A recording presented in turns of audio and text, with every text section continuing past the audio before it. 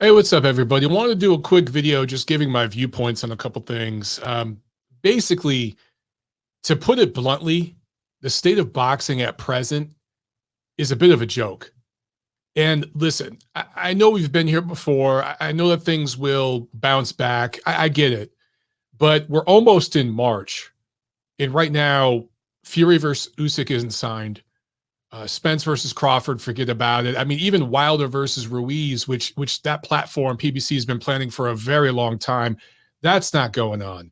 We don't know if we're going to get Davis and Garcia, and that's being touted as this generational type of matchup between two dominant champions when it's really a largely untested contender versus a slightly more proven tested contender. That's really what that matchup is. So anyway, as far as the matchups go, look, I understand there are some nice fights coming up over the spring and in the summer that we can look forward to. Okay, I'm not trying to say it's all bad. I'm not trying to paint an overly negative picture. I want to be realistic. There are a few matchups coming up that I'm interested in, but I'm sitting here right now, we're wrapping up February, and the biggest fight on the schedule this weekend is with a YouTuber. And a lot of the big fights that we want to see, some of them are years past their due date. One of them we're getting next month, but it's a pay-per-view and it's 3-4 years too late. Plant and Benavidez should have fought years ago. It should have been a unification match on regular Showtime. So that's just indicative of where we're at in the sport. But then on top of that, the Conor Ben thing with the WBC and their ruling, it's a joke. It's a complete joke. And it makes a mockery of drug testing. And I'm a guy that really dug in on that issue more than a lot of other writers, and was willing to put myself out there and really took risks with promotions and stuff like that, reporting on this stuff. And I've tried to report on it honestly. And it's cost me money. It's cost me jobs. It's cost me work in this business, telling the truth. And I did that for a while because I thought I was making a difference. And here we go, full circle a few years down the road, and you find out, well, not really. We're pretty much in the same spot we were in a few years ago. So, some of the rhetoric has changed. There's a little more regulation now. There's some more red tape, but in the end, there's always a workaround with this stuff. So, between the big fights not happening, between the drug testing being a complete joke, and then let's talk about the media.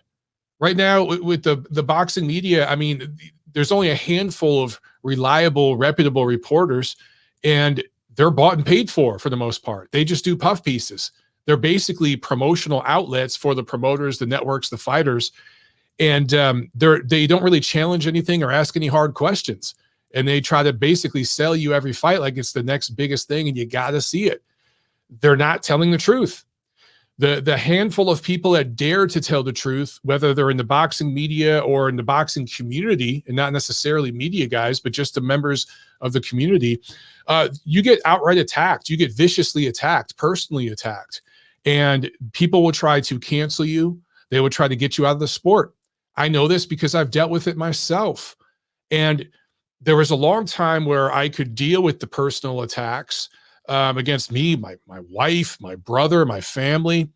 I could deal with those things and the professional attacks and all that because I felt like I was making a difference. I felt like it still mattered. The work I was doing mattered. Lately, it doesn't feel that way, I got to say. And, for a long time, this really fed my soul. And I was really passionate about it. I was excited about it. But recently, I got to say, doesn't really feel the same. And earlier this week, my wife sat me down and we talked, and she was emotional. I could tell that what she had to say is something that she had thought about for a while, and it was difficult for her to bring to me and say to me. And she basically told me, Mike, you've been pushing really, really hard with this boxing stuff for a long time. You've been hustling, you've been fighting, you've been working. And, you've fallen on the sword for other people to be saved many, many times, other platforms and people, organizations to be saved many times. You've taken one for the team one too many times. You've been the scapegoat and the fallout guy one too many times. There's a lot of information you're sitting on that could bury a lot of people in this industry, but you're trying to be the good guy and be the bigger man. And it's taken a toll. It's taken a toll on this family. And my wife told me, Mike, Michael Montero needs a break from the sport right now. And this family, the Montero family, needs a break. And when she said that with tears in her eyes, you know, it resonated. And guys, I'm at a point right now where, listen, again, I don't want to paint an overly negative picture. I want to make sure I'm clear on this. Things will bounce back. Things will always get better. But right now, where we're at, it's hard to defend any of the bullshit going on.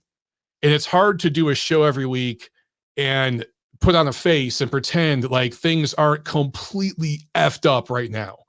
And a bit of a joke, honestly, more so now than ever before, right? So I personally just need a breather. I need to unplug from the boxing universe for a minute. And that means not doing my show, my podcast.